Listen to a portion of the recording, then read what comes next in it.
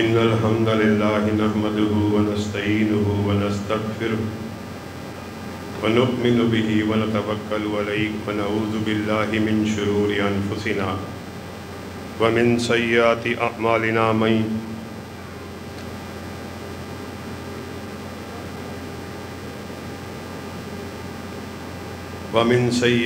أعمالنا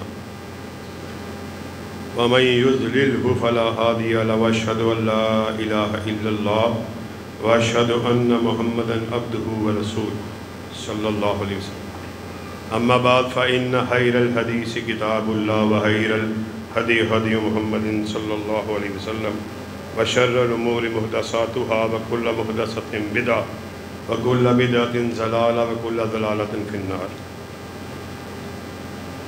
ان اللہ وملائکتہ یصلون علی النبی یا ایہا الذین آمنوا صلوا علیہ وسلموا تسلیما۔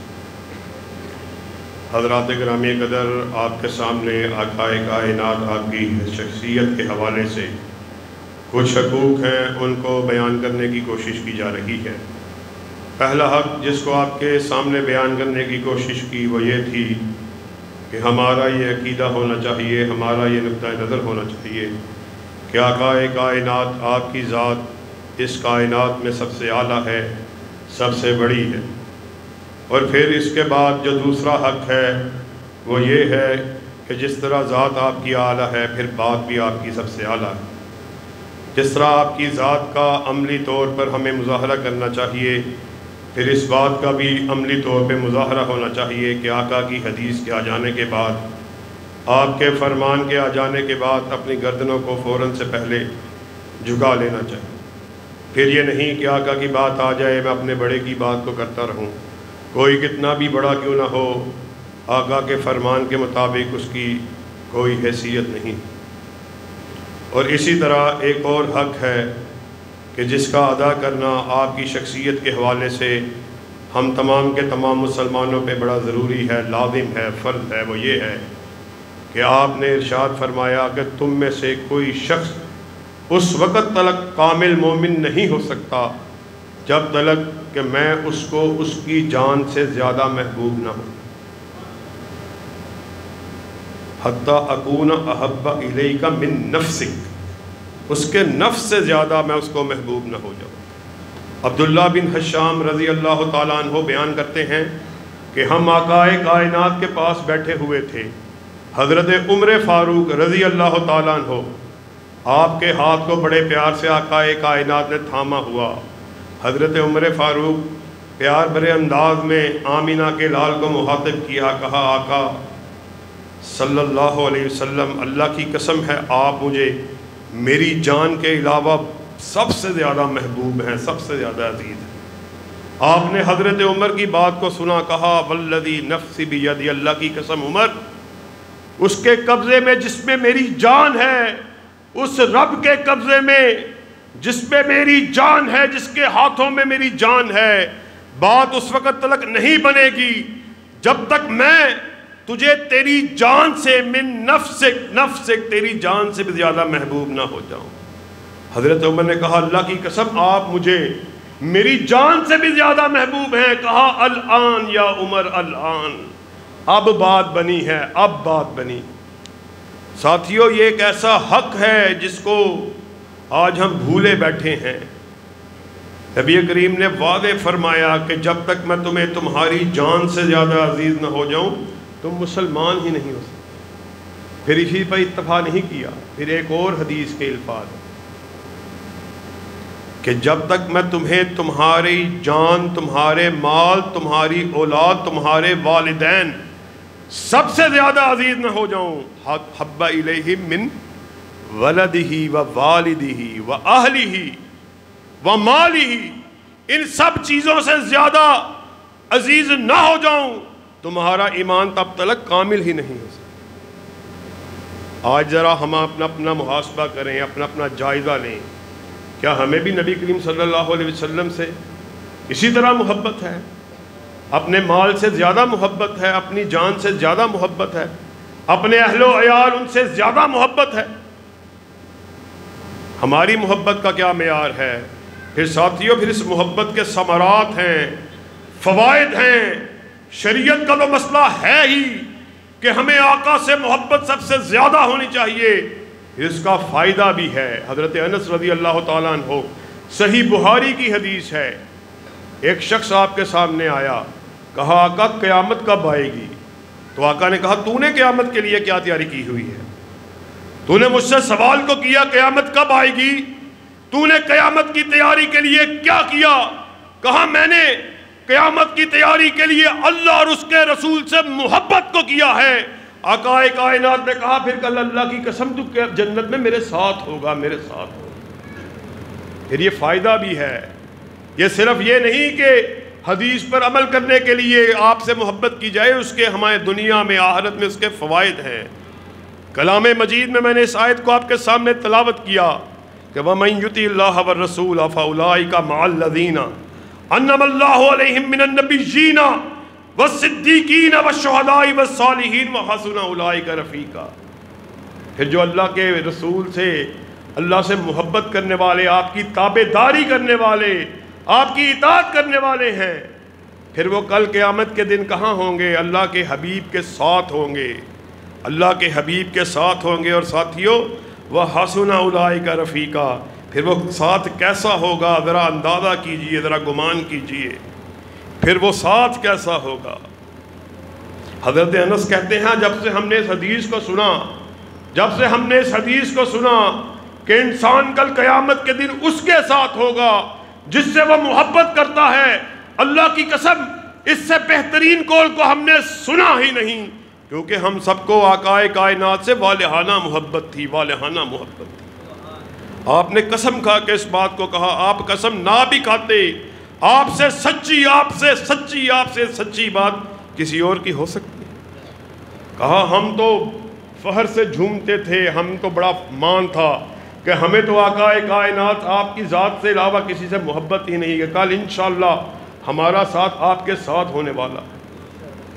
ساتھیوں وقت بڑا مختصر ہوتا ہے، سارے حقوق کو صحیح طور پہ آپ کے سامنے بیان نہیں کیا جا سکتا۔ ایک اور حق جس کو آقا کائنات کی شخصیت کے حوالے سے ہمیں ادا کرنا بڑا ضروری ہے، وہ کیا ہے؟ وہ یہ ہے، یہ مسلمانوں پہ لازم ہے۔ حدیث جبریل رمضان گزرا، آپ لوگوں نے بڑی دفعہ سنی، اس کا ایک ٹکڑا ہے رمضان کے متعلق، آپ نے اس ٹکڑے کو سنا کہ جبرائیل امین آئے، انہوں نے 3 مرتبہ آمین کو کہا۔ اس میں ایک مرتبہ یہ تھی کہ رمضان آیا اور جس نے اپنے آپ کو نہ بخشوایا اس کی ناک خاک آلود ہو۔ دوسرا شخص وہ تھا کہ جس نے اپنی زندگی میں بوڑھے والدین کو پایا، ان کی خدمت کر کے جنت کو اپنے نصیبے میں نہ لکھوایا، اس کی ناک بھی خاک آلود ہو۔ لیکن ہمارے موضوع کے مطابق جس تیسرے حق کو آپ کے سامنے بیان کرنا چاہتا ہوں وہ یہ ہے، جب اس عظیم شخصیت کا، اس عظیم ہستی کا، اس بلند و بالا مقام والی شخصیت کا نام نامی اور اس میں گرامی ہمارے سامنے آ جائے، پھر ہم سب پہ لازم ہے آپ پہ درود کو بھیجا کرے، سلامتی کو بھیجا کرے۔ ساتھیو ان اللہ و ملائکتہ یصلون علی النبی یا ایھا الذین آمنوا صلوا علیہ وسلموا تسلیما۔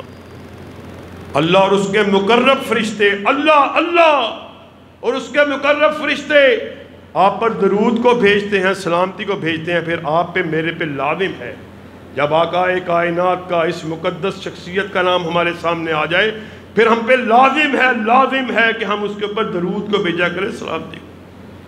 اور صرف فرض نہیں کر دیا، اس کے فائدے بھی بتلا دیے۔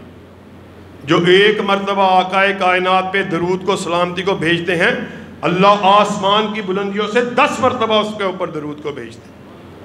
یہ اللہ رب العزت کی بات ہے، یہ لمبا موضوع ہے، انشاءاللہ پھر کبھی کسی وقت موقع ملا تو آپ کے سامنے حاضر ہو کر اس سارے موضوع کو انشاءاللہ سمیٹنے کی کوشش کی جائے گی۔ ایک خاص آج کل کے دور کے لحاظ سے جو آج وقت چل رہا ہے اس کے حوالے سے آپ کے سامنے ایک آدھے منٹ کی گزارش کو رکھ کے اپنی بات کو ختم کرنا چاہوں گا۔ عزیز میں جس طرح کے حالات ہم دیکھ رہے ہیں، ہم کسی کے اوپر تنقید کو کرنے والے نہیں ہیں، نہ ہی یہ کوئی ایسا سٹیج ہے کہ ہم ایسی بات کو کریں کہ جس سے کسی بھی سیاسی پارٹی سے وابستگی رکھنے والے کو تکلیف پہنچے یا اس کے اوپر ہم طنز کو کریں۔ ہمارا مقصد ہرگز یہ نہیں ہے۔ یہ سب کا آئینی جمہوری حق ہے کہ وہ جس کو بہتر سمجھتا ہے وہ اس کو سپورٹ کرے۔ ہم اس بحث میں، اس تفریق میں آپ کو نہیں ڈالنا چاہتے کہ نون لیگ بہتر ہے، پیپلز پارٹی بہتر ہے، پی ٹی آئی بہتر ہے۔ یہ ہر بندے کا بنیادی فنڈامنٹل رائٹ ہے کہ وہ جس کو بہتر سمجھتا ہے وہ اس کو سپورٹ کرے، اس کی تائید کرے، اس کے لیے میدان عمل میں نکلے۔ مگر یہ جو کلچر، یہ جو حالات ہم نے گزشتہ 1-2 دنوں میں دیکھے ہیں، اللہ کی قسم اس کی قطعاً حوصلہ افزائی نہیں کی جا سکتی۔ یہ جو پرتشدد رویے جنہوں نے ہمارے اندر جنم لے چکا ہے، یہ جو عدم برداشت ہے، اس کا سبب میں اور آپ نہیں ہے، یہ ہمارے لیڈران۔ میں کسی ایک کو خاص نہیں کر رہا، یہ مجموعی طور پر یہ جو ہمارے سیاسی لیڈر ہیں، انہوں نے ہمارے اندر اس بات کو، اس فاشزم کو پیدا کر دیا ہے، عدم برداشت ہمارے اندر پیدا کر دی ہے کہ ہم مخالف فریق کو غدار اور دشمن اور کیا کچھ کن کن القابات سے نوازنے کے لیے تیار رہتے ہیں۔ اور پھر جب ایسا وقت آئے، ہماری ٹریننگ اس طرح کی کر دی گئی ہے جس طرح ہم نے سرکاری املاک کو، فوجی املاک کو، فوجی تنصیبات کو جلایا ہے۔ کیا اس کی نظیر کسی مہذب معاشرے میں ہمیں ملتی ہے؟ ہرگز نہیں ملتی۔ ہم آپ کے توسط سے پرزور طور پر یہ جو جتنے بھی عوامل، یہ جو سرکاری املاک کو جلانا اور یہ سرکاری تنصیبات کو آگ لگانا اور اس طرح کی بدنظمی اور اس طرح کے عدم برداشت کے رویے، ہم ان کی یہاں پر پرزور مذمت کرتے ہیں اور ہم اس بات کو سمجھتے ہیں، اس بات کو سمجھتے ہیں، اللہ کی قسم ہے، اس کی فقط واحد وجہ یہ ہے، وہ اسلام سے دوری ہے، اسلام سے دوری ہے۔ آج ہمیں تانے دیے جاتے ہیں، یہ مولوی، یہ داڑھیاں رکھنے والے، ان کا سیاست سے کیا کام ہے، ان کا کیا سیاست سے کام ہے؟ اقبال نے کہا تھا جدا ہو دین سیاست سے تو آ جاتی ہے چنگیزی۔ ساتھیوں یاد رکھو، حضرت ابو بکر مسلح کے بھی امام تھے، سیاست کے بھی امام تھے۔ عمر فاروق مسلح کے بھی امام تھے، سیاست کے بھی امام تھے۔ ذوالنورین مسلح کے بھی امام تھے، سیاست کے بھی امام تھے۔ اور علی المرتضیٰ مسلح کے بھی امام تھے، سیاست کے بھی امام تھے۔ یہ اسلام ہے جو اصل معنوں میں ہمیں صحیح طور پر سیاست کرنے کے اصول سمجھاتا ہے، سیاست کے قوانین سمجھاتا ہے۔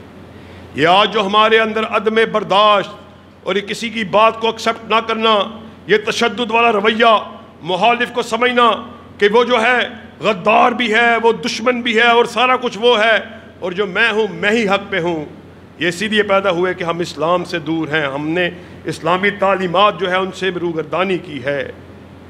یقین کیجئے اگر ہم اسلامی تعلیمات کا اس کا مطالعہ کریں، ہمیں صحیح طرح پتہ چلے گا کہ کس طرح آپ کے اندر برداشت، تحمل اور کسی کی بات، کسی کی رائے کو سننا، اس کا جذبہ کیوں کر پیدا ہو سکتا ہے۔ وقت مختصر ہے، انشاءاللہ حیات باقی، بات باقی، پھر کبھی وقت ملا تو آپ کے سامنے مفصل اس موضوع پہ بھی گفتگو کیا جائے گا۔